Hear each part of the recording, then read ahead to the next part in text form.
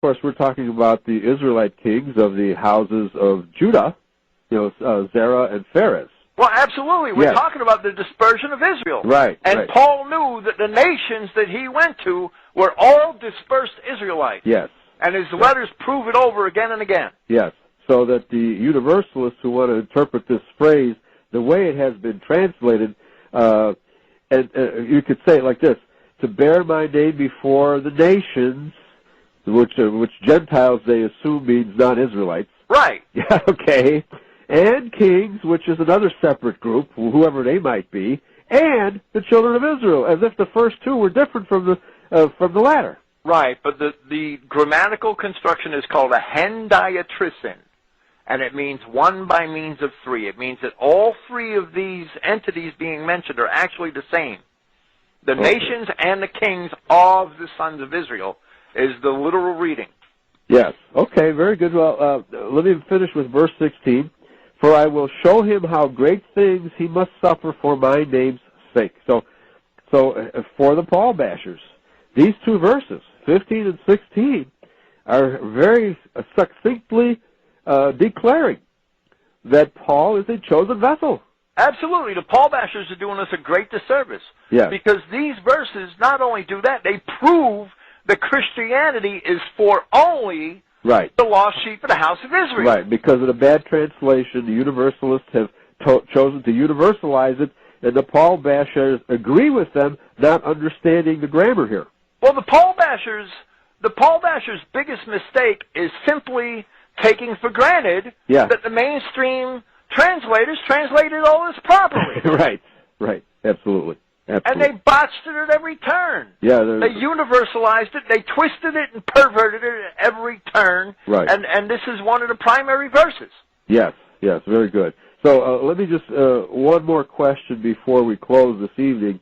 Do you think that this false translation or this mistranslation here is deliberate, or are the King James, it appears to me, this is the conclusion that I've come to for a lot of these really bad translations, is that these translations from the Greek in the New Testament, especially the writings of Paul, it sounds to me like these King James translators didn't know Greek that well. It seems to be on many occasions that they did not know Greek that well. Okay. And that men before them made errors. Yes. But the biggest error, the biggest sin are the translators of recent times, who should know better, who after 200 years, the English, the scholarship that the Englishman has brought to the world is simply amazing. Right. The work that they did in the Victorian age and the age of the Empire, all right, the work that they did in archaeology and in language studies, and I do the best that I can to follow that legacy. Right. And that is why I use all classical English in the sense of, Victorian English references. Yes. That's why I use the Liddell and Scott lexicon. Right. I don't use any of the modern trash, because a lot of that's watered down and politically corrected. Right. That's why I read the Loeb Library Greek classics, because they were all translated in like the 1920s and 30s at the peak of English scholarship. Okay. Most of them were translated by English scholars. Right. And so we can also detect in the New Testament a lot of Catholic influence as well. Okay. Right, and in the 1600s, when the translators did translate, if indeed they knew any Greek, they had to know some, right? Right. They had to universalize. They had to accept universalized interpretations. Yes. Because they knew they belonged in Christianity, but they did not know how. Right. They did not have the archaeology and the Greek scholarship and the scholarship in the classics that later generations had. Yeah, they did not understand that they were Israelites, and the Jews were making the claim that they were Israel, and so then who are we? Right. It's probably what they were thinking. They just took for granted the Jewish definitions of a lot of terms, like Gentiles. Right. But Jerome, when he translated the Vulgate, there are other words besides gentilis that he could have used. Okay. But a gentilis indicates somebody of the same race. Yes. Not necessarily of the same nation, but of the same race. Of the same race, exactly. And there are other words in Latin that denote people of other countries yes.